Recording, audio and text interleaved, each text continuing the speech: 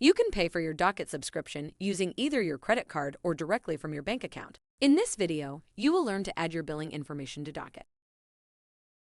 Log into your Docket account. Click on the Accounting tab. Click on your business name. From the main header, click Settings. From the left pane, click Billing Information.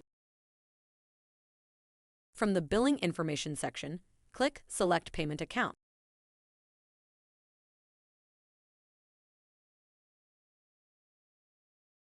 To pay with a credit card, enter your card details in the Credit Card section and then click Save. If you prefer to pay using your bank account, go to the Bank Account tab. Click the plus Add a new bank account link. You will then validate your bank account information using our financial partner.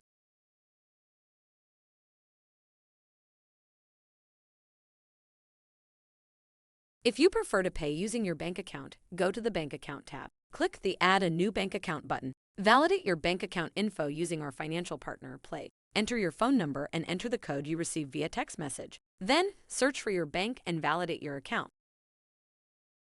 It's that easy. Have questions? Please contact support.docket.com. Thanks for watching.